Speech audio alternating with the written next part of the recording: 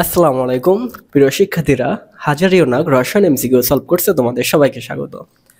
আজকে আমরা হাজারিও নাগ রসায়ন দ্বিতীয় পত্রের তৃতীয় চ্যাপ্টারটা আজকে প্রথম থেকে শুরু করব।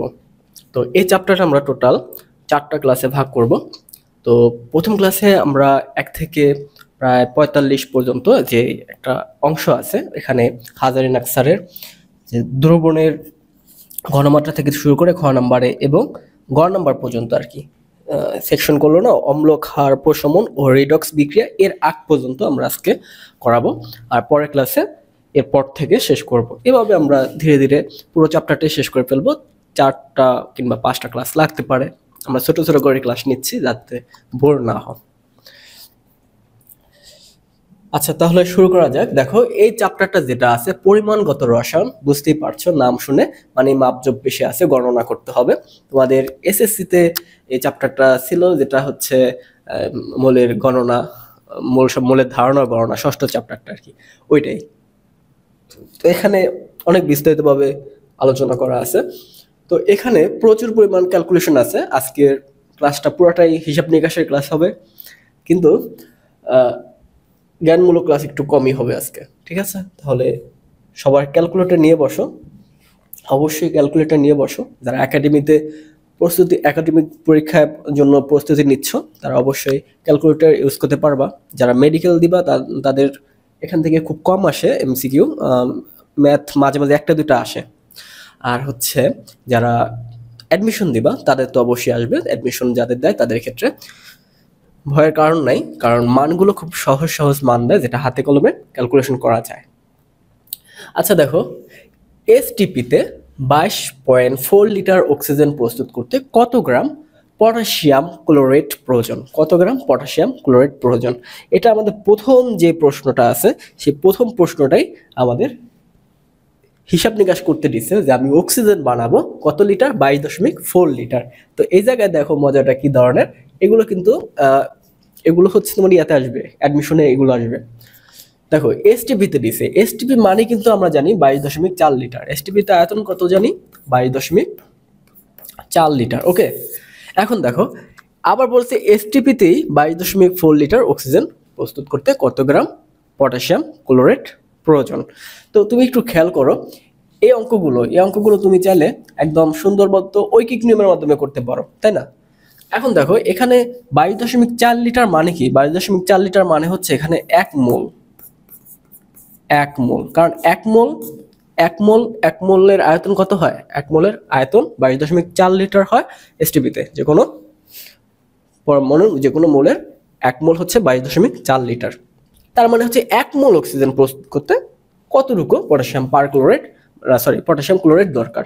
তো এই বিক্রিয়াটা আমরা একটু দেখি, বিক্রিয়াটা কিরকম ছিল। KCl3, ঠিক আছে, এটা তো ছিল এইটাই, KClO3, ও বাদ দিয়ে দিছি। আচ্ছা দেখো, এই যে পটাশিয়াম ক্লোরেট, এই পটাশিয়াম ক্লোরেটটা কি হয়? এই জায়গা থেকে এসে পটাশিয়াম ক্লোরাইডে এই জায়গায় এসে কি হবে? অক্সিজেন প্রস্তুত হবে, তাই না? এখানে এসে পটাশিয়াম ক্লোরাইড আলাদা হয়ে যাচ্ছে, আর এখানে কি হচ্ছে? অক্সিজেন হচ্ছে। ওকে, এখন দেখো এটা যদি সমতা করা হয়, সমতা করলে এখানে 2 আসে, Cl, এখানে আসবে 3, এখানে আসবে 2, 6 হলো, ক্লোরিন 2টা, কপার 2টা, এখানে হচ্ছে 2। বাস, আমাদের সমতা হয়ে গেল। তো আমাদের এটা নিয়ে কোনো মাথা ব্যথা নাই, এই 2টা নিয়ে হচ্ছে আমাদের মাথা ব্যথা। কারণ কি? কারণ অক্সিজেন প্রস্তুত করতে হবে কার থেকে? পটাশিয়াম ক্লোরাইড থেকে। তো এবার আসো, এখানে আমরা দেখতেছি, দেখো 2 মোল কিন্তু পটাশিয়াম ক্লোরাইড দরকার আছে, আর এখানে দরকার কত মোল? 3 মোল। ওকে, তো ডিরেক্ট ঐকিক নিয়মের মাধ্যমে করো যে কত মোল লাগতেছে, তাই না? ও আমাদের টার্গেট কত? আমাদের টার্গেট হচ্ছে 1 মোল বের করা। 1 মোল কি বের করা? অক্সিজেন। 1 মোল অক্সিজেন প্রস্তুত করা। তো ঐকিক নিয়ম করো, দেখো এখানে 3 মোল অক্সিজেন প্রস্তুত করতে একদম একাকার হয়ে গেছে, তাই না? আচ্ছা, 3 মোল অক্সিজেন। আচ্ছা, 3 মোল অক্সিজেন তৈরি করতে আমার লাগে 2 মোল পটাশিয়াম ক্লোরাইড। ওকে, এখন পটাশিয়াম ট্রাইক্লোরাইড, এটা আমরা যদি এভাবে হিসাব করি, দেখো 3 মোল অক্সিজেনের জন্য দরকার হয় কত? 2 মোল পটাশিয়াম ক্লোরাইড। ওকে, তো 1 মোলের জন্য কত হবে? ডি-রৈখিক নিয়ম, এটা অনেকে অনেকভাবে করে, অনেক বড় বড় সূত্র দিয়ে করতে পারে, সমস্যা নাই। ওগুলো দিয়ে সূত্র দিয়ে তুমি চাইলে করতে পারো, ওই যে আয়তমেটিক যে সূত্রগুলো আছে ওগুলো দিয়ে করতে পারো, ব্যাপার না, আমরা ইজিলি করতে পারি, সবচেয়ে সহজভাবে করতে পারি, দরকার কি আমার সূত্র অ্যাপ্লাই করার। দেখো তো 2/3 2/3 মোল, 2/3 মোল। আচ্ছা, তো 2/3 মোল কি দরকার? Potassium chloride, KClO3, potassium trichloride, potassium chloride. আচ্ছা, এইগুলো জিনিসগুলো যে দরকার ছিল, এখন আমরা একটু হিসাব করতে পারি কত গ্রাম জানতে চেয়েছে, তাই না? দেখো আমরা মোল বের করে ফেলছি, আমাদের কতটুকু মোল দরকার হয়? 2/3 মোল পটাশিয়াম ক্লোরাইড দরকার হয়। 1 মোল অক্সিজেন তৈরি করতে 2/3 পটাশিয়াম ক্লোরাইড দরকার হয়। আর 3 মোল আমরা বিক্রিয়া থেকে দেখছিলাম কত, 3 মোল তৈরি করতে দরকার হয় 2 মোল পটাশিয়াম ক্লোরাইড। সুতরাং 1 মোল অক্সিজেন তৈরি করতে প্রয়োজন হয় 2/3 মোল পটাশিয়াম ক্লোরাইড। এতটুকু তো সিম্পল, ইজিলি বোঝা যাচ্ছে। আচ্ছা, এবার আসো, এখন 1 মোল পটাশিয়াম ক্লোরাইডের ভর কত সেটা আমাদের বের করতে হবে, কারণ হচ্ছে আমাদের কত গ্রাম সেটা জানতে চাইছে, কত মোল সেটা জানতে চায় না। তো আমরা মোল থেকে গ্রামে কনভার্ট করতেই পারি, কোনো ব্যাপার না। এখন দেখো এখানে আছে 2/3 মোল, তো এটার সাথে 1 মোল পটাশিয়াম ক্লোরাইডের ভরটা গুণ করে দিলে আমাদের কাজ শেষ হয়ে যাবে। ওকে, এখন দেখো এর ভর বের করি। এর ভর কত হচ্ছে? কপার হচ্ছে 39 যোগ ক্লোরিন হচ্ছে 25.5 যোগ 48 এখানে। তো টোটাল হিসাব করলে কত আসে? 122.5। তো 122.5 আসে এটার আণবিক ভর। তো 1 মোলের ভর কত? 122.5 গ্রাম, 122.5 গ্রাম। তো 2/3 মোল পটাশিয়াম ক্লোরাইডের ভর কত হিসাব করো, তাহলে বের হয়ে যাচ্ছে। দেখো আমি যদি এভাবে দেই 2/3 গুণ আকারে দেই 122.5, এবার হিসাবটা করলে কিন্তু আমাদের ম্যাথটা চলে আসে। ওকে, দেখো উপরে 2 সাথে গুণ হবে, এটার সাথে যদি 2 গুণ করি 122.5 কে যদি 2 গুণ করি তাহলে হচ্ছে এখানে 5, ওখানে রিলেটেড হয়ে কত হচ্ছে 25 50। তো আচ্ছা, এখানে হচ্ছে 225।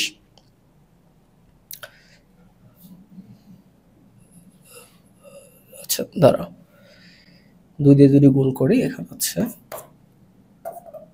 145, আচ্ছা 245, সরি 245 হচ্ছে এটা। তো 122 কে যদি 122.5 কে 2 দিয়ে গুণ করলে হচ্ছে 245। এই 245 কে আমাদের ভাগ করতে হবে 3 দিয়ে, তাহলে তো হয়ে যায়, তাই না? এর নিচে 3 দিয়ে ভাগ করতে হবে। তো এটা যদি কাটাকাটি করি, এটাকে যদি একটু রাউন্ড ফিগার ধরে নিতে পারি, মোটামুটি 80-র কাছাকাছি একটা মান চলে আসবে, 80-র কাছাকাছি মান চলে আসবে। আচ্ছা দেখো এখানে আছে 56, 57, 60, এই দেখো এখানে 81.73 আছে, তার মানে এটা হবে সঠিক উত্তর। তো তোমাদের কাছে ক্যালকুলেটর থাকলে একটু ক্যালকুলেশনটা একটু করে নিও। তো এটার মানটা প্রপারলি 81.73 আসবে যদি তোমরা ক্যালকুলেটর দিয়ে করে ফেলো।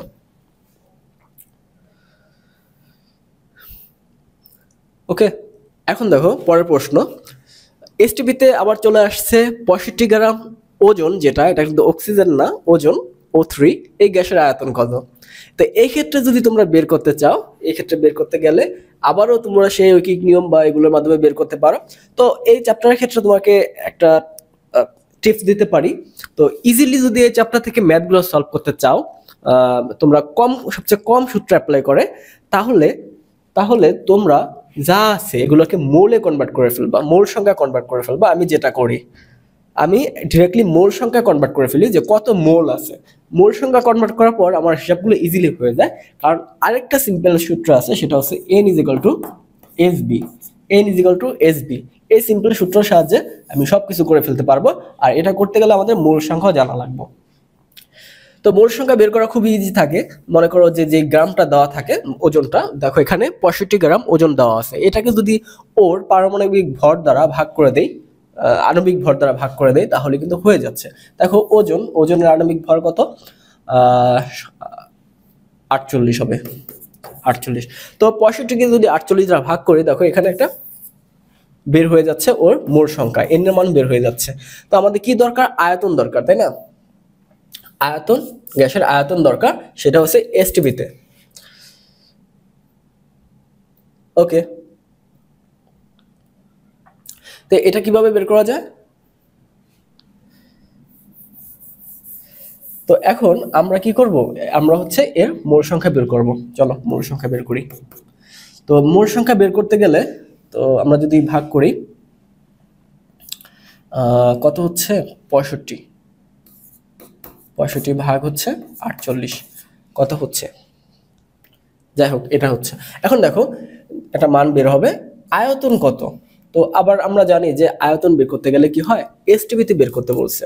তো এসটিপিতে এক মোলের আয়তন কত হচ্ছে, এসটিপিতে এক মোলের আয়তন হচ্ছে 22.4 লিটার, তাই না? তো এই জায়গাতে কত মোল বের হবে, এখন সেটা তো হিসাব করা দরকার। অবশ্যই 1 এর চেয়ে বেশি হবে। 65কে যদি 48 যা ভাগ করি 1.35 সামথিং কিছু একটা আসবে, ধরি 1.35 কিছু একটা আসলো। তো এটাকে যখন ভাগ করলাম এত মোল বের হইলো। তো এক মোলের আয়তন যদি 22.4 লিটার হয়, তাহলে 1.35 মোলের আয়তন কত হবে, 22.4 দিয়ে গুণ করে দাও, খুব ইজিলি ম্যাথ বের হয়ে যাচ্ছে, তোমার কোনো সূত্র অ্যাপ্লাই করা লাগতেছে না, তুমি খুব সহজেই অঙ্কগুলো করতে পারতেছো।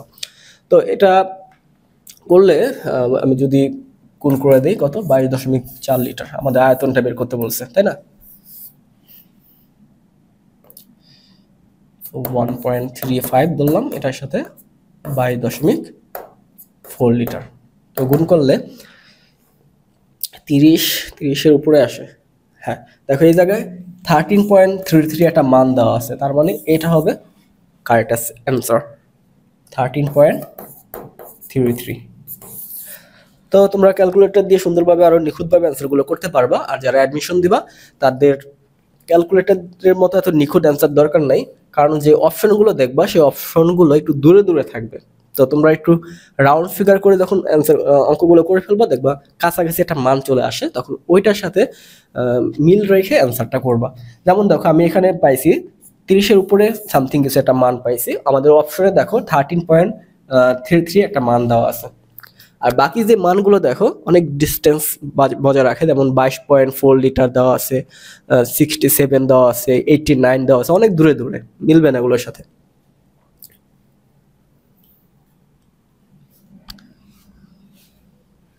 দেখো 50 গ্রাম ক্যালসিয়াম কার্বনেটের তাপীয় বিয়োজন উৎপন্ন কার্বন ডাইঅক্সাইডের ভর কত। তো কি হচ্ছে, আমরা যদি এই চুনা পাথর যেটা আছে ক্যালসিয়াম অক্সাইড, এটা তাপ দেই, তখন কি হচ্ছে, এখান থেকে কার্বন ডাইঅক্সাইড উৎপন্ন হবে, ক্যালসিয়াম অক্সাইড উৎপন্ন হবে, এগুলি তো হয়।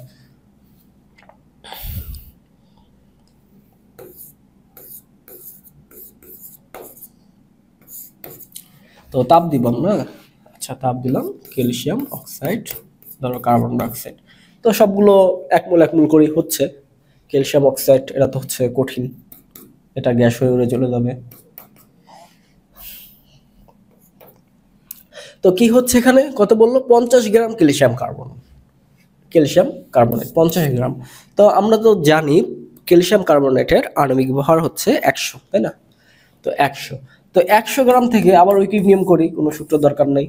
100 গ্রাম থেকে দেখো উৎপন্ন হচ্ছে কি দরকার, কার্বন ডাইঅক্সাইড দরকার, এটা দরকার। তো কার্বন ডাইঅক্সাইডের ভর কত, কার্বন ডাইঅক্সাইডের ভর 44 জানি, তো 44 গ্রাম। 100 গ্রাম থেকে হয় 44 গ্রাম, 50 গ্রাম থেকে অর্ধেক হবে, এটাই তো স্বাভাবিক। তো 40-এর অর্ধেক কত, দেখো 22 গ্রাম। দেখো অপশনে সুন্দর মতো 22 দেওয়া আছে। খুব ইজি ছিল। পরের প্রশ্নটা দেখো, এসএটিপিতে গ্যাসের মোলার আয়তন কত। আমরা এতক্ষণ এসটিপিতে গ্যাসের আয়তন সম্পর্কে পড়ছিলাম, এখন দেখো এসএটিপিতে চলে আসছে, একটা মাঝে এ ঢুকে গেছে। তো এটা হচ্ছে তোমার 24.9 লিটার ছিল মেবি, তো এখানে দেওয়া আছে 24.8 লিটার, তো এটাই দাগাবো। আচ্ছা দেখো -273 ডিগ্রি সেলসিয়াস, এখানে মাইনাস আছে, দেখো এটা একটু খেয়াল রাখো। তো এত নিচু তাপমাত্রায় নাইট্রোজেনের মোলার আয়তন কত? আচ্ছা, এটা পরম শূন্য তাপমাত্রা যেটা ছিল। তো এখানে কি হবে, তাপমাত্রা শূন্য, আয়তনটা জিরো জিরো হয়ে যাবে। এখানে পরম শূন্য তাপমাত্রা আয়তনটা শূন্য হয়ে যাবে। 10 গ্রাম ক্যালসিয়াম কার্বন ডাইঅক্সাইড থেকে, ক্যালসিয়াম কার্বনের থেকে 2 × 10⁻29টি অণু সরিয়ে নিলে কি পরিমাণ ক্যালসিয়াম কার্বনেট অবশিষ্ট থাকে? দেখো এই প্রশ্নটা একটু ভুল আছে, তো স্যারের বইতেও দেখলাম সেখানেও একটু ভুল আছে। আচ্ছা দেখো, তোমরা তো জানো অ্যাভোগাড্রো সংখ্যা, অ্যাভোগাড্রো সংখ্যা কয়টা থাকে বলো তো? অ্যাভোগাড্রো সংখ্যা 6.02 × 10⁻23টি অণু থাকে, তাই না? এখন এই জায়গায় বলছে দেখো ক্যালসিয়াম কার্বনেট ধরলাম 1 মোল আছে, তো 1 মোল থাকলে এটার ভিতরে কয়টা অণু থাকবে? 6.02 × 10⁻23টি অণু থাকবে। তো এই অণু থেকে যদি 2 × 10⁻23টি অণু সরায় ফেলি, কিভাবে সম্ভব? তুমি দেখো এই জায়গায় অণু সংখ্যা দেওয়া আছে 23টি অ্যাভোগাড্রো সংখ্যা, আর যেটা সরাবে ওইটা মান এটা থেকে অনেক গুণ বেশি দিছে, 10⁻29। বুঝতে পারছো কতগুলো বেশি? 6টা শূন্য বেশি। তার মানে এই জায়গায় 10⁻9 যে দিছে, 10⁻9টা কোনো যুক্তিসঙ্গত না। এটা সর্বোচ্চ হইলে হইতে পারে 21, 10⁻21 হবে। তো এটা মিলায়া করবা, দেখবা হয়ে যাবে। এই 10⁻29 দিয়ে করলে জীবনও মিলবে না উত্তর। আচ্ছা, এবার আমরা হিসাবে চলে আসি। দেখো তো কি কি দেওয়া আছে? 10 গ্রাম ক্যালসিয়াম কার্বনেট থেকে, এখন 10 গ্রাম ক্যালসিয়াম কার্বনেটের মোল সংখ্যা আগে বের করো, কতটুকু মোল আছে। দেখো মোল সংখ্যা বের করি, 100 দ্বারা ভাগ করি, 0.1 মোল, 0.1 মোল। তাহলে এখানে অণু কয়টা আছে? অণু আছে 0.62 × 10⁻23টি অণু আছে। তো 22টি অণু আছে, একটা কমে যাচ্ছে না? তো 22টি অণু রয়েছে। এখন এর থেকে কত সরাবো? 2 × 10⁻21টি অণু সরিয়ে নিলে কি পরিমাণ অবশিষ্ট থাকবে? তো এটা থেকে এটা বিয়োগ করো, পুরো অংশটা বিয়োগ করে তারপর এটা ওজন বের করো। আচ্ছা, এদের ওজন বের করো তাহলেই তো হয়, এত কিছু দরকার নাই। তো দেখো 2 × 10⁻21 ধরছি, এতটি অণু। তা এতটি অণুর ওজন কত হবে? এতটি অণুর ওজন কত হবে?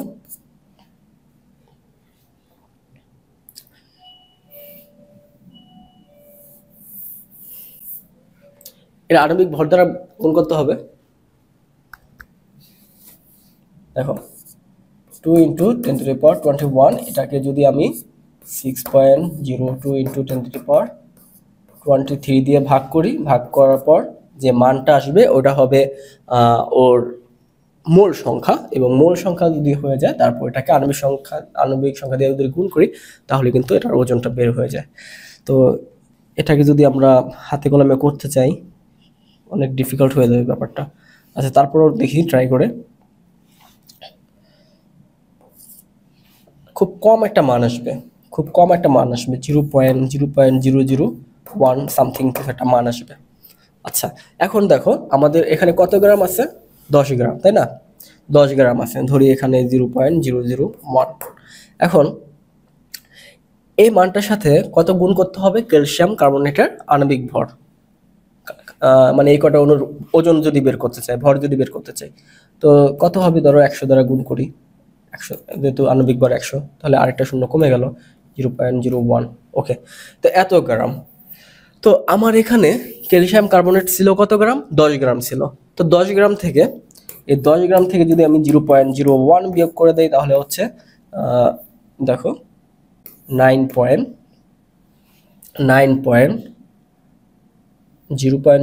তাহলে হচ্ছে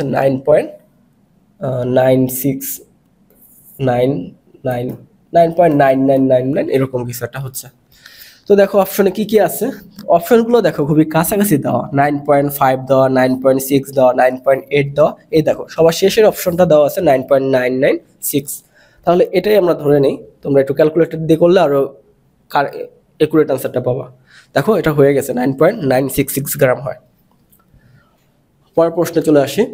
1 মিলি মোল সালফিউরিক অ্যাসিডের ভর কত হচ্ছে? 1 মিলি মোল, তো এটাও দেখো সেই আবার রৈখিক নিয়মে করতে পারি আমরা। তো 1 মিলিমোল সালফিউরিক অ্যাসিডের ভর কত হচ্ছে, আমরা জানি সালফিউরিক অ্যাসিডের ভর কত, সালফিউরিক অ্যাসিডের ভর হচ্ছে 98 গ্রাম, তাই না? সালফিউরিক অ্যাসিডের ভর কত, 98 গ্রাম। তো 1000 মিলিতে হচ্ছে 98 গ্রাম, তো 1 মিলিতে কতটুকু হবে? তো 1000 দিয়ে ভাগ করি, এটাকে তাহলেই তো হয়ে যায়। দেখো 98 ভাগ দিয়ে 1000, তাহলে কত হচ্ছে 0.0, কটা জিরো ঢুকবে, 0.098 এটা আসবে হয়তো, একটা এখানে একটা জিরো দিন, এখানে একটা দিন, হ্যাঁ ঠিক আছে। তো 0.009 এটা আসতেছে অ্যান্সারটা, 0.0098। তো দেখো এটা কোনটা অ্যান্সার আসে, হ্যাঁ দেখো 0.098। তো এটা খুবই সিম্পল। পরের প্রশ্নে চলে যায়, কত গ্রাম পটাশিয়াম ক্লোরাইডকে উত্তপ্ত করলে এসটিপিতে 17 গ্রাম না সরি 17 লিটার অক্সিজেন পাওয়া যাবে? আচ্ছা দেখো, আমরা প্রথমেই একটা অঙ্ক করে আসছিলাম এই পটাশিয়াম ক্লোরাইডের, ওখানে খুব বিস্তারিতভাবে সুন্দরভাবে করে আসছি, ওইটারই একটু ভিন্ন রূপ এখানে দেওয়া আছে। তো ওই সময় আমাকে বলছিল যে 22 লিটার অক্সিজেন তৈরি করবে, এখন 22 লিটার না, সে তৈরি করবে 17 লিটার, তার মত পরিবর্তন হয়েছে। তো তাতে কি হয়েছে, তোমরা ওই অঙ্কটাই সেম একইভাবে 22-এর জায়গায় 17 দিয়ে করো, অ্যান্সার বের হয়ে যাচ্ছে। এগুলো হোমওয়ার্ক থাকলো।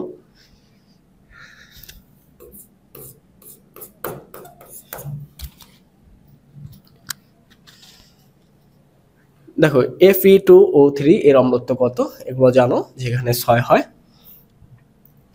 বেসিক থেকে আসছে, এগুলো চলে আসে অ্যাডমিশন মেডিকেল বা বোর্ড পরীক্ষা চলে আসে। 5 গ্রাম কার্বন ডাইঅক্সাইডের অনুসংখ্যা কত, কত হবে? 5 গ্রাম কার্বন ডাইঅক্সাইডের অনুসংখ্যা কত হবে? তো এগুলো বের করতে গেলে অবশ্যই এদের কত মোল আছে সেটা একটু বের করো। দেখো কার্বন ডাইঅক্সাইডের আণবিক ভর হচ্ছে 44 গ্রাম, তো এখানে আছে কত, 5 গ্রাম।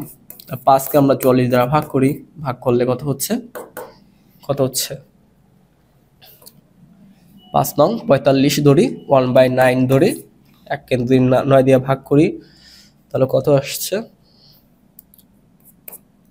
0.123 সামথিং এরকম কিছু একটা আসে। যাই হোক, এখন এর সাথে যদি আমি, তো 0.12 ধরো, 0.12 এরকম কিছু একটা আসতেছে। আচ্ছা যাই হোক, এখানে মানে তেমন একটা পরিবর্তন হবে না, ধরে নাও 0.1, এটাকে আমরা সমান সমান করে 0.1 ধরে নিলাম। আচ্ছা এখন দেখো কি বলছে, 5 গ্রাম কার্বন ডাইঅক্সাইডের অনুসংখ্যা কত? তো আমরা মোল সংখ্যা বের করে ফেলছি। তো 1 মোলের ক্ষেত্রে জানি অনুসংখ্যা থাকে অ্যাভোগাড্রো সংখ্যক 6.02 × 10⁻23। তো আমাদের এখানে মোল সংখ্যা একটু কম, মানে 0.1 মোল, তার মানে হচ্ছে ওই 23-এর জায়গায় হয়ে যাবে 22। দেখো সুন্দর মতো দেওয়া আছে, 6.02-র জায়গায় দেওয়া আছে 84 × 10⁻23। এটা একটু ভেরিয়েশন হচ্ছে, কারণ এখানে দশমিকের পরও কিছু ছিল, ক্যালকুলেটর দিয়ে করলে ইজিলি তোমরা সঠিক উত্তরটা পেয়ে যাবে। তো 6.02 × 10⁻22 থাকবে অ্যান্সারটা। কোনটি মিল্ক অফ লাইফ, এগুলো হচ্ছে জ্ঞানমূলক প্রশ্ন, তোমাদের মুখস্থ থাকতে হবে অবশ্যই। ক্যালসিয়াম হাইড্রোক্সাইড এর সাথে যে পানি থাকে, এগুলো হচ্ছে মিল্ক অফ লাইফ। এগুলো মেডিকেলও চলে আসে, ভালোভাবে পড়ে নিও। আবার একটা প্রশ্ন আসছে, দেখো চমৎকার প্রশ্ন, 10% সোডিয়াম কার্বনেট দ্রবণের মোলার ঘনমাত্রা কত হবে? এই ধরনের প্রশ্নগুলো যদি তোমরা এমনি করতে যাও অনেক বড় হয়ে যায়, তবে একটু শর্টকাট টেকনিক ইউজ করতে পারো। যেমন পার্সেন্টেজ যদি থাকে, তাহলে এখানে যে 10 দিবা, 10 দিয়ে যত পার্সেন্ট তত এটা এখানে বসায় দিবা। তাহলে 10% বলছে, তাহলে 10 × 10, এখন ভাগ করতে হবে এর ভর দিয়ে। তো এর ভর কত আছে, সোডিয়াম কার্বনেটের ভর কত হয়, সোডিয়াম কার্বনেটের ভর হচ্ছে 106। তো এটাকে 106 দ্বারা ভাগ করো, 100 হলে সুন্দর হতো ভাগটা, মানে 10 হইতো, সব কাটাকাটি করে, না 1 হইতো। তো এখানে 106 আছে, তার মানে 1 এর চাইতে একটু কম হবে, 0.95 কিছু একটা হইতে পারে। দেখো অপশনে দেওয়া আছে, সুন্দর মতো দেওয়া আছে 0.943, তাহলে এটা হবে সঠিক উত্তর। বাকিগুলো দেখো এটা ধারে কাছে নাই, এখানে দেওয়া আছে 10 মোল, আবার দেওয়া আছে 9.43 মোল, আর আরেকটা দেওয়া আছে কাছাকাছি, সেটা অনেক কম, 0.434। তো এটা ইজিলি আইডেন্টিফাই করা সম্ভব হবে।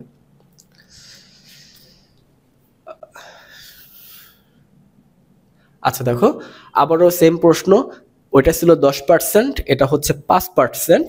তো 10-এর জায়গায় 5 বসায় দিবা, বসায় দিয়ে অ্যান্সারটা করে ফেলবা। এটাও হোমওয়ার্ক থাকবে, সুন্দর মতো করে কমেন্ট করে দিবা একটু। দ্রবণের মোলারিটি একক কোনটি? মোল পার লিটার, যেটা মোল পার লিটার এগুলো। আচ্ছা দেখো, পরের প্রশ্নটা, 20 মিলিলিটার দ্রবণে 0.212 গ্রাম সোডিয়াম কার্বনেট আছে, ওই দ্রবণের ঘনমাত্রা কত? তো এই ধরনের অঙ্কের ক্ষেত্রে আমি যে একটা ছোট্ট সূত্র ইউজ করি, সেটা হচ্ছে N=SB। তো এই সূত্রটার ক্ষেত্রে একটু সতর্ক থাকতে হয়। সতর্কটা হচ্ছে যে আমি আয়তনটা নেব, ওই আয়তনটা লিটারে নিতে হবে। তো এখানে মিলিলিটার থাকুক আর যাই থাকুক, এটাকে লিটারে কনভার্ট করে নেব। তো 20 মিলিলিটার, এটাকে আমরা 1000 দিয়ে ভাগ করে নেব, তাহলেই হচ্ছে লিটারে চলে যাবে। তো এই জায়গায় যা যা আছে থাকুক, ডব্লিউ আছে আর এখানে আছে এম পাওয়া যাবে, তাই না? ওই দ্রবণের মোলার ঘনমাত্রা জানতে চাচ্ছে। তো এখান থেকে দেখো, আমরা যদি কনভার্ট করি, আমাদের এন এর মান জানি কি? এন এর মান ডব্লিউ বাই এম।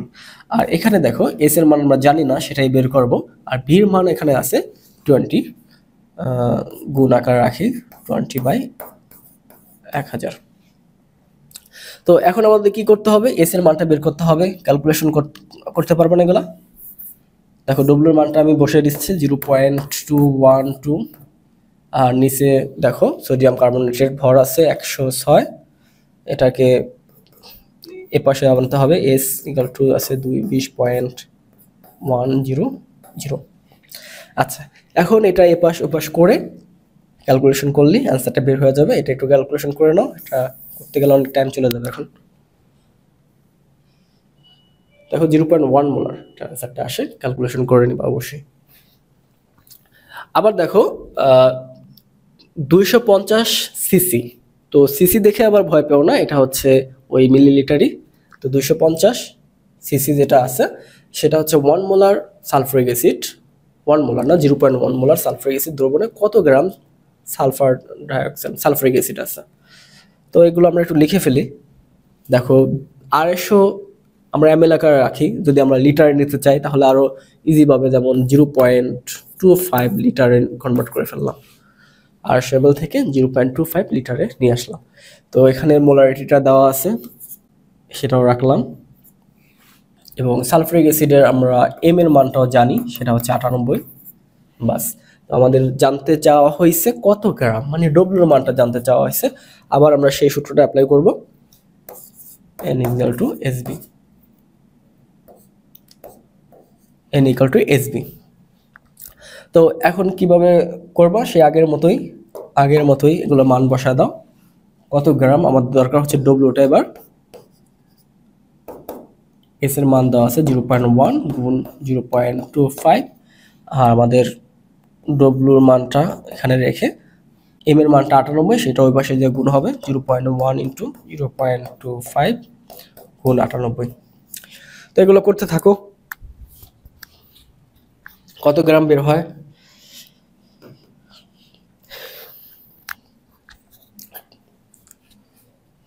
আচ্ছা দেখো, এই যে 98টা আমরা যদি 100 ধরে ফেলি, কোনো সমস্যা আছে? একটু ধরেই নেই, কম বেশি হোক। 98কে 100 বানিয়ে দিলাম। 98কে যদি 100 বানায় দেই, এর সাথে হচ্ছে গুণ হচ্ছে 0.25, মানে হচ্ছে 25 হয়ে গেছে। এই 25-এর সাথে যদি আমি আবার 0.1 গুণ করি, তার মানে ও আরও কমবে, তার মানে হচ্ছে 2.5।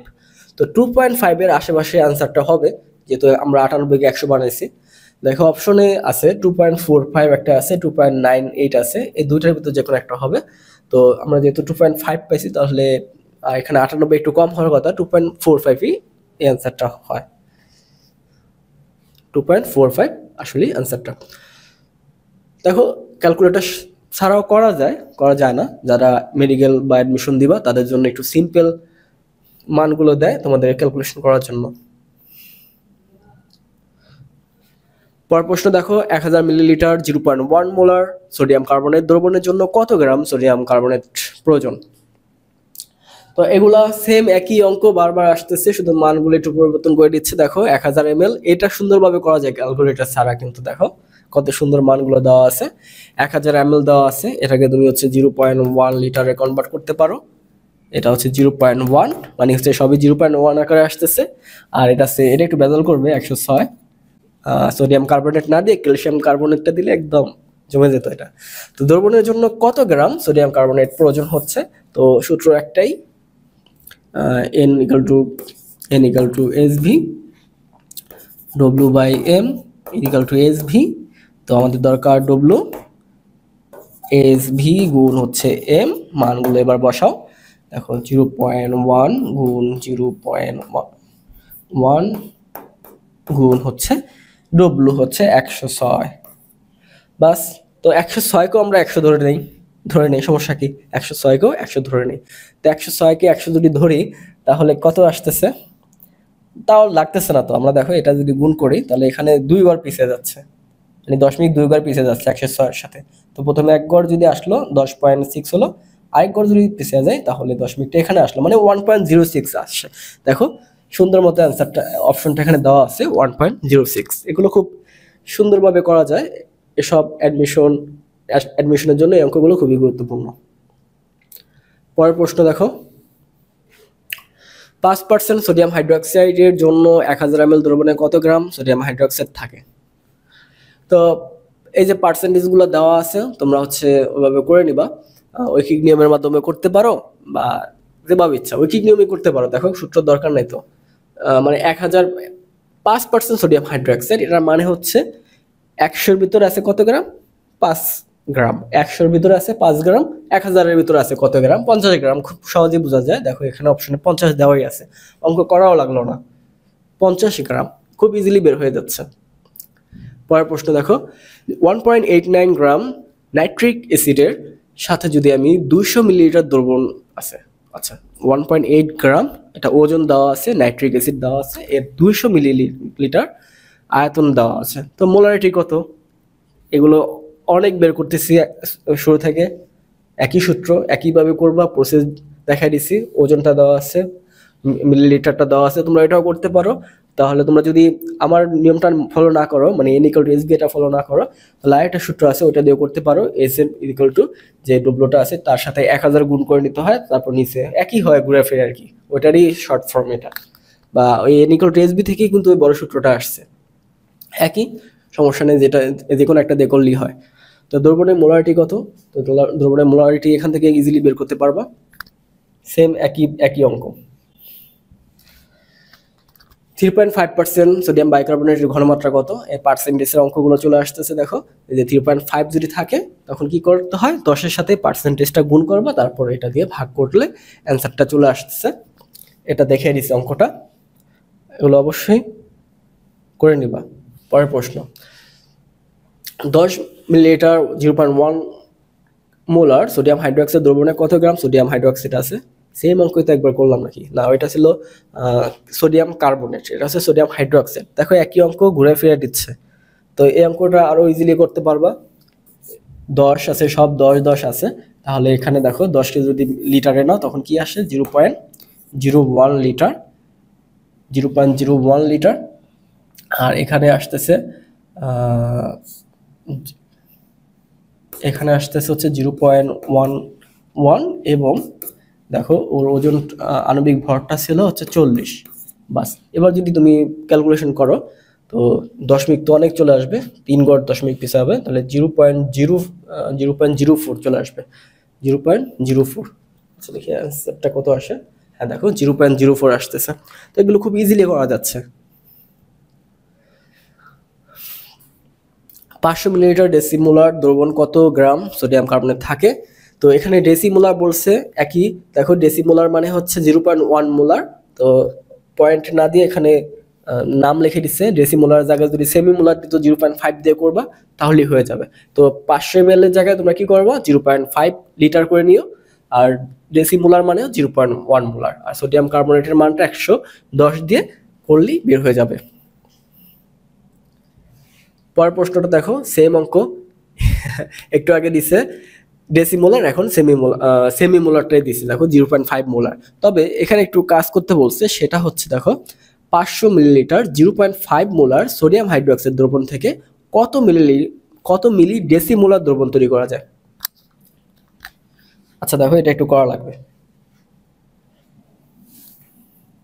তো তোমাকে জানতে চাইছে যে একটা দ্রবণ আছে, একই দ্রবণ সোডিয়াম হাইড্রোক্সাইড, একই দ্রবণ আছে, এখন তুমি চাচ্ছ যে দ্রবণটা একটু লঘু করতে। তার মানে 0.5 মোলার মানে একটু ঘনমাত্রা বেশি, দ্রবণটার ঘনমাত্রা বেশি। তো তুমি চাচ্ছ কি ওটার ঘনমাত্রা একটু কমাতে, মানে ঘনত্ব কমাতে, একটু লঘু করতে চাচ্ছ। তো কত লঘু করবা? ডেসিমোলারে নিয়ে যাবা। মিলিমোলার থেকে কি করবা? ডেসিমোলারে নিয়ে যাবা। তো নিতে গেলে কত কত তোমার পানি দেওয়া লাগবে? কত মিলি ডেসিমোলার দ্রবণ তৈরি করা যাবে, মানে তুমি কতগুলো তৈরি করতে পারবা? আর দেখো, এটা সিম্পল একটা সূত্র আছে, সেটা সূত্রটা হচ্ছে S1V1 = S2V2 লঘুকরণ সূত্র। এখানে মানগুলো বসালে হয়। দেখো, এস এর মান প্রথমটা আমরা ধরলাম 0.5, গুণ করো B1 হচ্ছে, এটা হচ্ছে 0.5, ওখানে আমরা তৈরি করব S2 দেওয়া আছে, তার মানে হচ্ছে S2 0.1 ডেসিমোলার, এবং হচ্ছে V2 কত সেটা আমাদের বের করতে হবে, V2। তো এই পাশে যদি 1টা নিয়ে আসো তাহলেও হয়ে যায়। দেখো, এই অঙ্কটা মানে অঙ্ক তোমার করার প্রয়োজন নাই, অঙ্ক না করলে তুমি কিন্তু শুধুমাত্র অঙ্ক দেখে তুমি প্রশ্ন উত্তর করতে পারবা, শর্টকাট আছে। তার আগে আমি অঙ্কটা শেষ করে তারপর বলতেছি। দেখো, 0.5 ইন্টু 0.5, এটাকে যদি আমরা ভাগ করি 0.1 দ্বারা, তার মানে কত আসছে? 0.5, এটা গুণফল হচ্ছে 0.25। এটাকে যদি আবার করি, মানে 0.1 দ্বারা ভাগ করি, তখন কত আসে? 0.1 দ্বারা যদি ভাগ করি তখন আসে হচ্ছে, দেখো 0.5 কে 0.25, তাহলে 0.25 আসতেছে। আর এটাকে যদি 0.25, এটাকে যদি 0.1 দ্বারা ভাগ করি তখন আসতেছে কত? দেখো, ভাগটা করেই নেই। আচ্ছা দেখো, 0.5 গুণ 0.5, 25 ভাগ হচ্ছে 0.1। দেখো 2.5 ইজি ছিল, তারপর একটু শেয়ার হয়ে নিল। তো 2.5 আসে অ্যান্সারটা। তো 2.5 কত লিটার? 2.5 কত লিটার? তো আমাদের অপশনগুলো দেওয়া আছে মিলিলিটারে, তাহলে আমরা এখান থেকে কি করব, যে 2.5 তো এটাকে আমরা 1000 দ্বারা গুণ করব, তাহলে হচ্ছে 2500। দেখো 2500 মিলিলিটার। তো 2500 মিলিলিটার কোথায় আছে? এই জায়গাটায় আছে, এই জায়গাটায় আছে।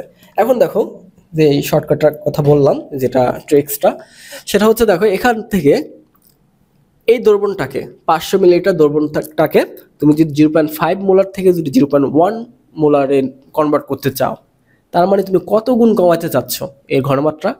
দেখো, 0.5 থেকে 0.1 মানে 5 গুণ কমাতে চাচ্ছ। তুমি যদি 5 গুণ কমাতে চাও, তাহলে ওর যে আয়তন ছিল তার 5 গুণ বেশি আয়তন লাগবে। তার মানে এখানে আয়তন ছিল কত? 500 ml, এটাকে 5 দিয়ে গুণ করলে কত হয়? 2500 ml। তো দেখো, অঙ্ক করা ছাড়াও কিন্তু হয়ে যেত।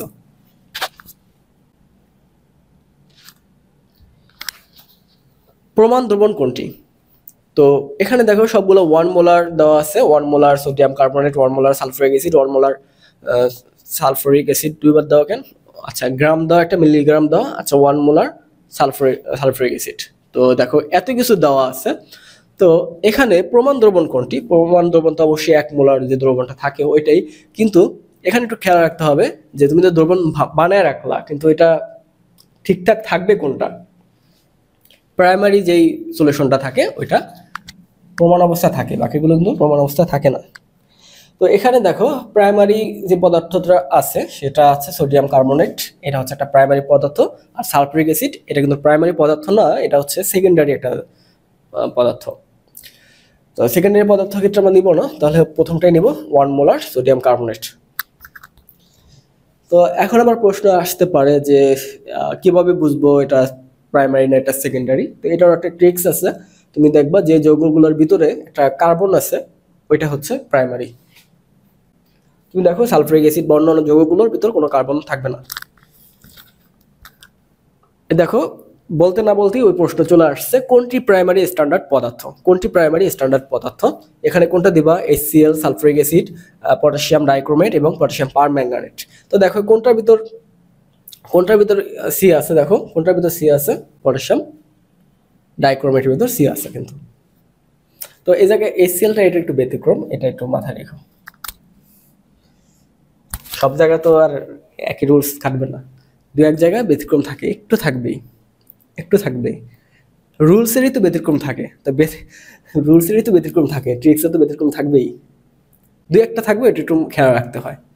এই HClটা এটা ব্যতিক্রম থাকে, এছাড়া বাকি ম্যাক্সিমাম 99% মিলে যায়। তো অবশ্যই তোমাদের পড়ালেখা করতে হবে, কোনটা আছে না আছে একবার তো চোখ বুলে দিতে হবে, কোনটা প্রাইমারি কোনটা সেকেন্ডারি স্ট্যান্ডার্ড পদার্থ।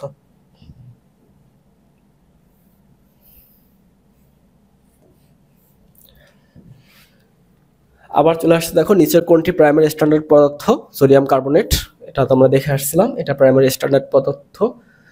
এগুলো একটু অ্যাডমিশনের জন্য চার্ট করে নিতে পারো, প্রাইমারি সেকেন্ডারি দুটো টেবিল বানিয়ে এটা একবার করে পড়ে নিলা, বাস মনে থাকবে, বেশি মাথা ঘামানোর দরকার নেই। তো আবার বলছে কোনটি সেকেন্ডারি স্ট্যান্ডার্ড পদার্থ? সেকেন্ডারি চলে আসছে, তাহলে হচ্ছে কোনটা হবে? কস্টিক সোডা, মানে সোডিয়াম হাইড্রোক্সাইড। কোনটি সেকেন্ডারি স্ট্যান্ডার্ড পদার্থ আবার চলে আসছে, তো নাইট্রিক অ্যাসিড দেখাই যাচ্ছে। দেখো এখানে কিন্তু সেই প্রমাণটা পাবে তুমি, দেখো এই চারটা অপশন আছে, সবগুলোর ভিতর দেখো সোডিয়াম কার্বনেট, তারপর হচ্ছে অক্সালিক অ্যাসিড এবং হচ্ছে তোমার পটাশিয়াম ডাইক্রোমেট, এটা সবার ভিতরে সি আছে, কিন্তু নাইট্রিক অ্যাসিডের ভিতর সি নাই, তার মানে নাইট্রিক অ্যাসিডটা হচ্ছে এখানে সেকেন্ডারি পদার্থ। কোনটি সেকেন্ডারি স্ট্যান্ডার্ড পদার্থ আবার চলে আসছে, দেখো এখানে পটাশিয়াম পারম্যাঙ্গানেট। তো হাজারি লেকচারের বইতে যে MCQ গুলো রয়েছে এগুলো পড়লেই যথেষ্ট এগুলোর জন্য, এখানে তুমি সব পেয়ে যাবে। 250 ml দ্রবণে 12.75 গ্রাম পটাশিয়াম ডাইক্রোমেট থাকলে দ্রবণটির মোলারিটি কত হচ্ছে? তো মোলারিটি কত হচ্ছে, দেখো এই অঙ্কগুলো তো অনেকবার করাইছি।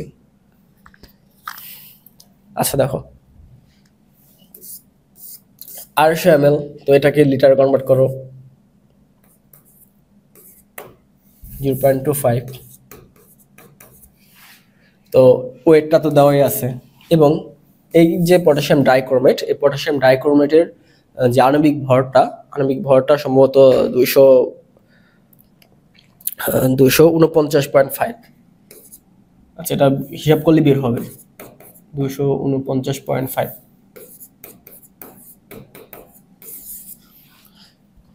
আচ্ছা, তো আমাদের কাছে সবকিছু আছে, এখন যদি তুমি মানটা বসায় দাও তাহলে বের হয়। মোলারিটি যদি বের করতে চাও তখন ইজিলি বের হবে, n ইকুয়াল টু SB, তো S ইকুয়াল টু N/B। তো n কি জিনিস? n হচ্ছে W/M, সেটা তো আমরা এখানেই পাচ্ছি, এটা হচ্ছে M, এটা হচ্ছে W/M, বাস এখন ক্যালকুলেশন করলে মানটা বের হয়ে যাচ্ছে।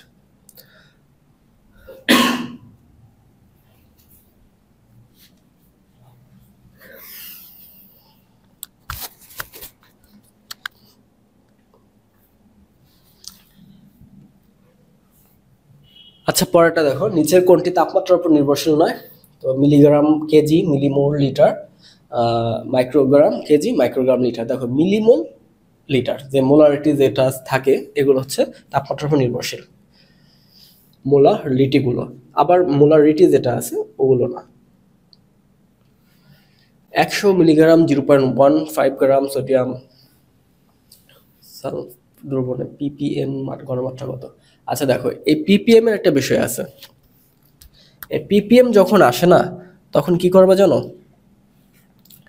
ppm যখন আসে, তো ppm আসলে এদের যে ইয়াটা আছে 0.5, যে ঘনমাত্রাটা দেওয়া আছে, এই ঘনমাত্রার সাথে এদের যে আণবিক ভরটা আছে, আণবিক ভরটা যদি গুণ করে দাও এবং এর সাথে আবার কত গুণ করতে হবে? 1000 গুণ করে দিলেই আমাদের ppm এটা বের হয়ে যাবে। তো এটা করে ফেলি, এখানে দেওয়া আছে কত? 0.15।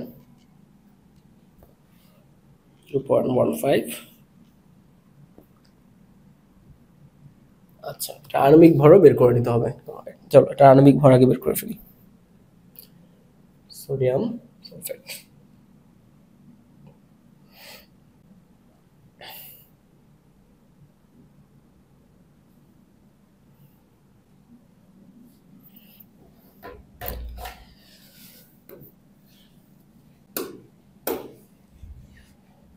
দেখো সোডিয়াম, সোডিয়াম কত 23, না 23 গুণ 2 যোগ সালফার কত, সালফার হচ্ছে 16 দুগুণে 32,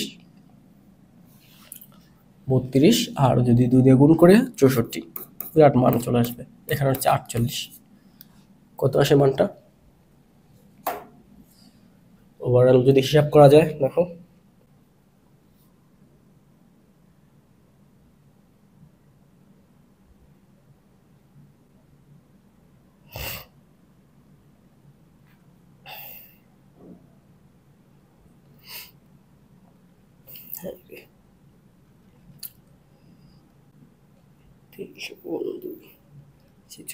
প্লাস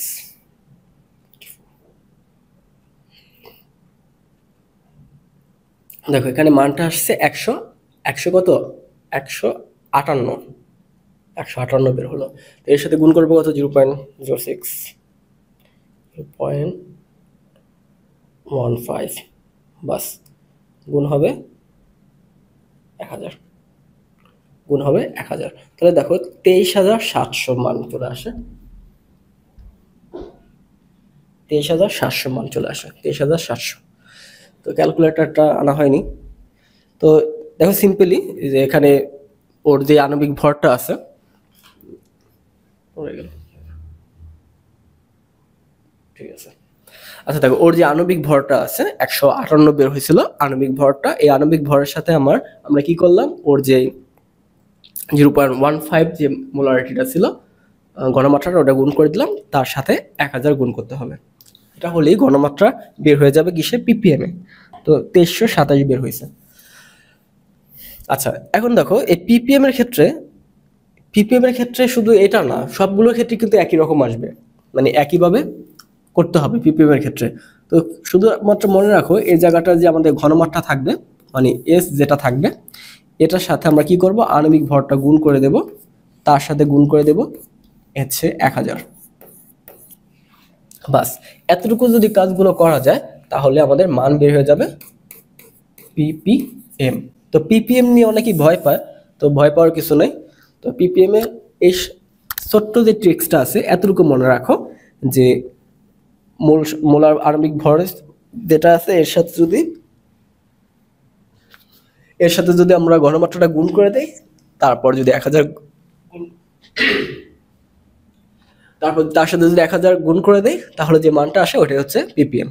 ওকে,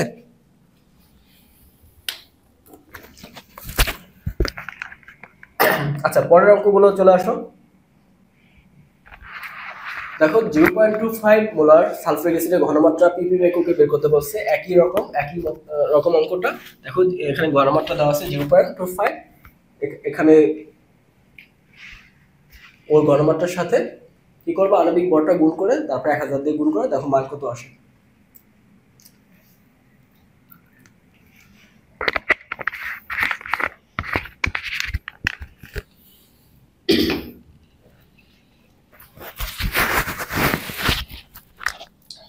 তো কত আসবে এটা, এখানে দেখো ও হচ্ছে 0.25 গুণ করতে হবে, দেখো এখানে 98 গুণ করতে হবে 1000, 98 1000। তো এগুলো গুণ করে দিলাম, বাস। তো এটা যদি আমরা হিসাবটা সহজে করতে চাই, এই 98কেও 100 বানায় দিই, 100 বানায় দিলাম, বাস। এখন কি হিসাবটা করা যায়? হ্যাঁ সহজেই করা যায়। দেখো 0.25কে যদি আমরা 100 দ্বারা গুণ করি তাহলে কত দাঁড়াবে, 25। তো 25কে যদি আমরা এই যে 1000 দ্বারা গুণ করি তখন মানটা আসতেছে কত, 25,000। এখন দেখো যেহেতু আমরা 98কে 100 বানাইছি, তার মানে মানটা একটু কম আসবে, 25,000 জায়গায় 24,500 বা সামথিং কিছু একটা আসবে। এখানে সবই তো এক কাছাকাছি মান দেওয়া, 24,300, 24,400, 500, 600। আচ্ছা এটা ক্যালকুলেশন করলে মানটা অ্যাকুরেট পাওয়া যাবে। দেখো 24,500 পিপিএমটা আসছে।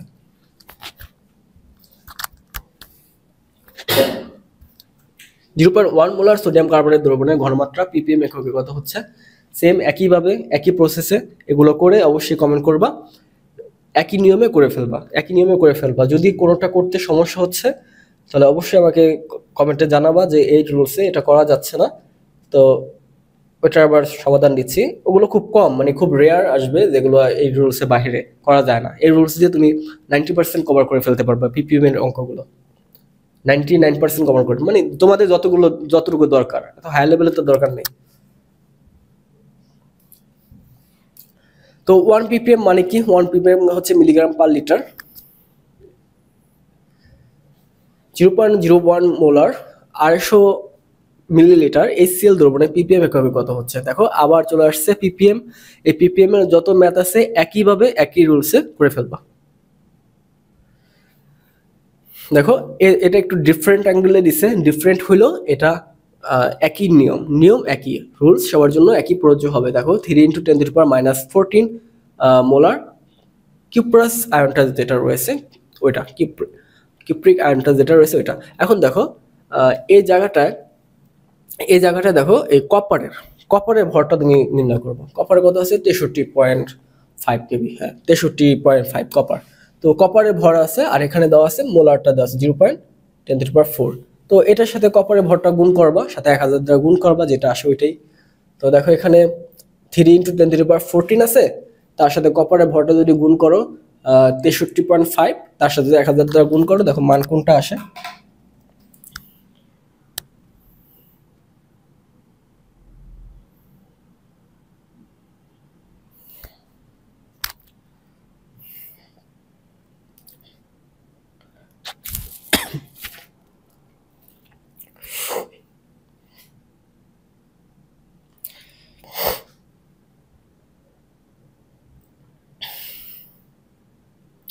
উনিশ 19.5 চলে আসে, 19.5 চলে আসে মানটা। 19.5 ppm। সবগুলো একই নিয়ম একই, নিয়ম সবগুলোর জন্য একই হবে।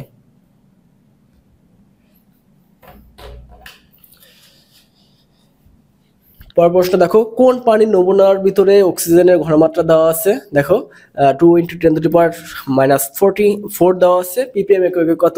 ঘনমাত্রা যেটা দেওয়া আছে, তো তার ppm একক বের করতে হবে। তো একই নিয়ম, ঘনমাত্রা আছে, তার সাথে অক্সিজেনের আণবিক ভর কত হবে? 32 দ্বারা গুণ করো, 1000 দ্বারা গুণ করো, দেখো মান কত আসে। 24.5 গ্রাম সালফ্রিক অ্যাসিডের 250 ml দ্রবণে আরো 250 ml পানি মেশালে মোলার ঘনমাত্রা কত হবে? তো এই যে একটু আগে শিখাইলাম যে লঘুকরণ যে সূত্রটা ছিল ওটা দিয়ে তুমি করতে পারো। তো এই জায়গায় কি করলো যে আগের বার হচ্ছে আমাদের ঘনমাত্রাটা দিয়ে দিয়েছিল, আয়তন জানতে চাইছিল কতটুকু পানি দরকার। তো এখন কি করছে, পানি দিয়ে দিয়েছে, এখন ঘনমাত্রা জানতে চাচ্ছে। তো এটারও কিন্তু ঘনমাত্রা দেওয়া নাই, তো এখন আমাদের কি করতে হবে? ঘনমাত্রা বের করতে হবে, তাই না? তো একই জিনিস এটার ভিতর কি করছে, পানি ঢেলে দিছে, তো ঘনমাত্রা কত হবে সেটা একটু বের করা দরকার। তো পানি ঢেলে দিলে কি হবে, পানিটা যোগ করি, তারপর ঘনমাত্রা বের করি, তাহলে তো হয়ে যায়। তো সূত্র আমরা এটা দিয়ে বের করতে পারি, n = SB দ্বারা। তো n কত? n এ তো W/m, ওকে, SB।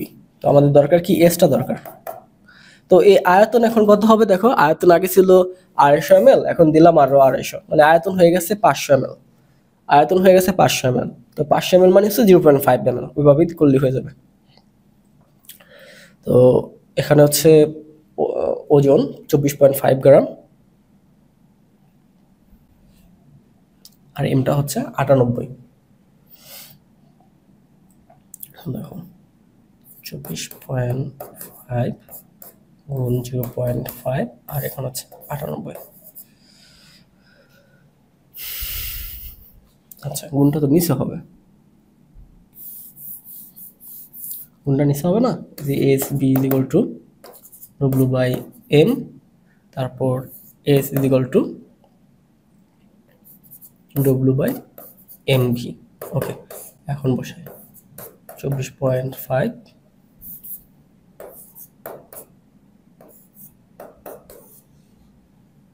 m হচ্ছে 98 গুণ হচ্ছে 0.5। তো হিসাব করো তো এটা কি হয়।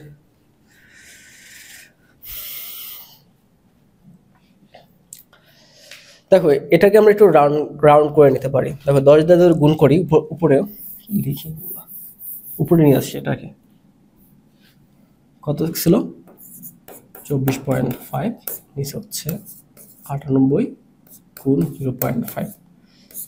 আচ্ছা, এই একটা অবস্থা। তো আমরা উপরে নিচে 10 দ্বারা গুণ করতে পারি।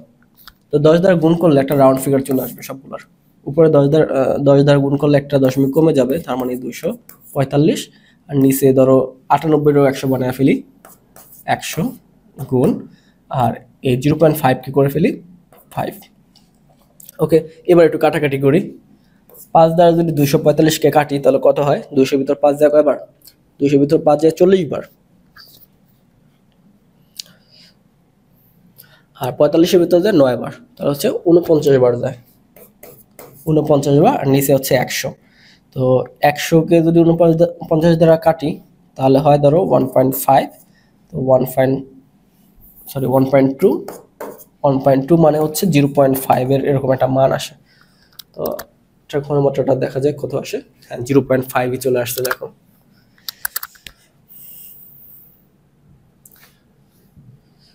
নিচের কোনটি প্রাইমারি স্ট্যান্ডার্ড পদার্থ? আবার ওই প্রশ্নগুলো আসছে, এগুলো ইজিলি বের করতে পারবা। নিচের কোন পদার্থের প্রমাণ দ্রবণের ঘনমাত্রা সময়ের সাথে সাথে পরিবর্তিত হয়? তো সময়ের সাথে সাথে ঘনমাত্রা পরিবর্তন হবে, ওইগুলাই সেকেন্ডারি পদার্থ, যেগুলো স্ট্যান্ডার্ড পদার্থ ওগুলোর পরিবর্তন হবে। দেখো এখানে পটাশিয়াম পারম্যাঙ্গানেট আছে, এটা একটা সেকেন্ডারি পদার্থ। তো ও হচ্ছে সময়ের সাথে সাথে পরিবর্তন হয়ে যাচ্ছে, তাই না?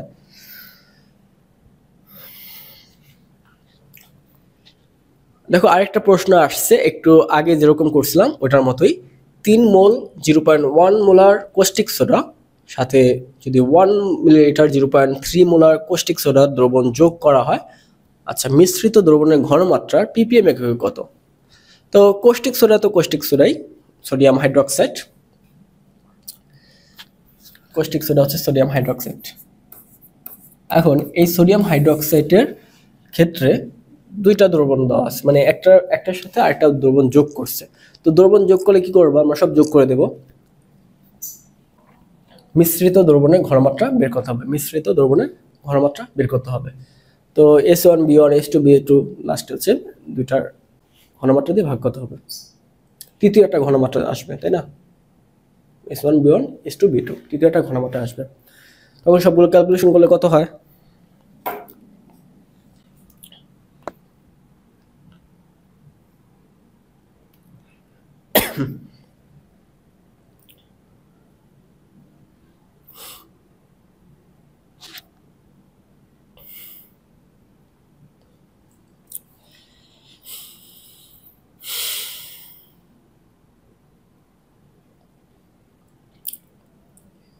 জিরো পয়েন্ট ওয়ান ফাইভ চলে আসবে, 0.15 চলে আসবে। এখন 0.15 তো আসবে, এটার ঘনমাত্রা। তো ঘনমাত্রা আসলে সেটাকে আবার ppm এ নিতে হবে। তো ppm এ নিলে কিভাবে নেওয়া যায়? তো ঘনমাত্রা পাইছিলাম কত? 0.15 পাইলাম হিসাব করে। তো এখন ppm এ যদি নিতে যাই তখন ওটা করাই লাগবে। দেখো, তো ঘনমাত্রা কত পেলাম? এদের মিশ্রিত ঘনমাত্রা বুঝলা তো? সবগুলোর ঘনমাত্রা একসাথে বের করলাম এইভাবে, S1 V1 plus S2 V2। একটু আগে কিন্তু অঙ্কগুলো করাইছি। তারপর এখানে কি করবা? V1 plus V2। এটা দিয়ে মিশ্রিত ঘনসংখ্যা বের করলে কত আছে? 0.15 মিশ্রিত ঘনমাত্রা পাইলাম। তো মিশ্রিত ঘনমাত্রা পাইলে এখন এর ppm এককে নিতে হবে। তো ppm এককে নিয়ে 0.15 যেটা আছে এটাকে গুণ করব কত দিয়ে? আণবিক ভর হচ্ছে 40 কোস্টিক সোডা, তার সাথে গুণ করব হচ্ছে 1000। ওকে, তো এখন হিসাব করতে হবে আবার।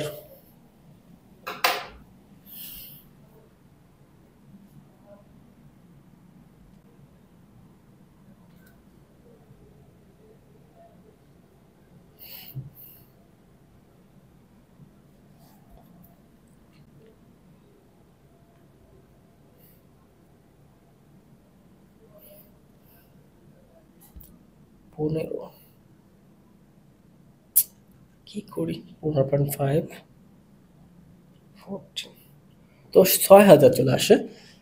হ্যাঁ, 6000 চলে আসে। তো দেখো 6000 ppm এটা হচ্ছে তাহলে সঠিক।